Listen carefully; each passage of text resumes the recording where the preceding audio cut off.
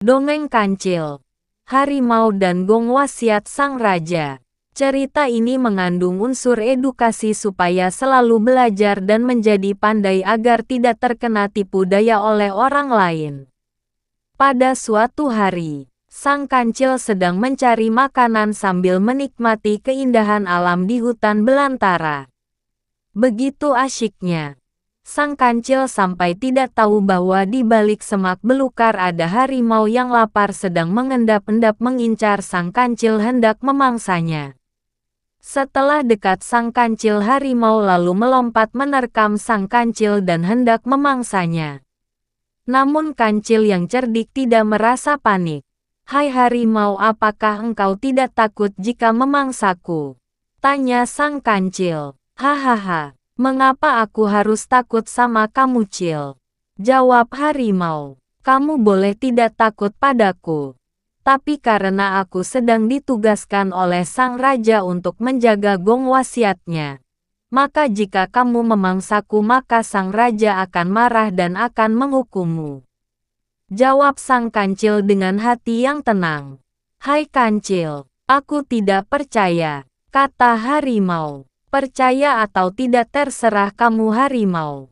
Itu adalah gong wasiatnya," jawab Sang Kancil sambil menunjukkan sarang lebah yang menggantung di dahan pohon. "Oh iya, tapi mengapa gong wasiat seperti itu harus ditunggu, Cil?" tanya harimau. "Gong wasiat jelas harus ditunggu. Karena gong wasiat tersebut sangat merdu bunyinya dan tidak boleh dipukul oleh siapapun kecuali penghuni hutan ini yang paling hebat dan paling kuat," jawab Sang Kancil yang mengandung jebakan pada harimau yang sombong dan pongah. "Kalau begitu aku diperbolehkan untuk menabuh gong wasiat itu, Cil," tukas harimau sambil menepuk dada dengan angkuhnya. "Jangan, nanti aku dimarahi Sang Raja," jawab Kancil pura-pura melarang. Padahal hati Kancil kegirangan karena merasa jebakannya akan berhasil. "Aku kan sangat kuat, Cil. Berarti aku boleh memukul gong wasiat itu," jawab harimau. "Baiklah kalau kamu memaksa untuk memukul gong wasiat itu. Tetapi kamu harus berani menanggung resikonya. Kalau ternyata kamu tidak kuat, maka kamu akan dimarahi dan dihukum oleh Sang Raja." "Hahaha, jangan ragu, Cil. Aku adalah harimau yang sangat kuat. Baiklah kalau begitu, kamu boleh memukulnya. Tetapi sebelum kamu memukul gong wasiat itu aku harus pergi menjauh dulu. Karena aku tidak kuat mendengar bunyi gong wasiat yang sangat merdu itu." "Oke, aku akan pergi menjauh sekarang. Syaratnya kamu harus menghitung sampai 100 dulu. Ketika hitungan ke 100 berarti aku sudah jauh dan kamu boleh memukul gong wasiat sepuasnya," jawab Kancil sambil senyum-senyum.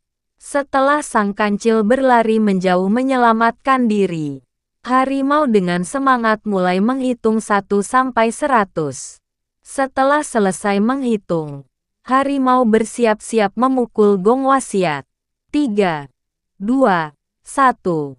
Buuk, ngung ngung ngung ngung.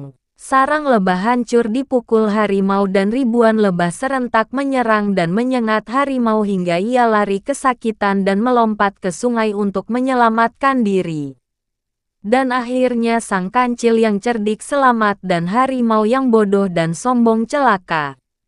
Pesan moral: kebodohan, kesombongan dan emosi bisa menjadi kelemahan yang dimanfaatkan oleh orang yang lebih cerdik.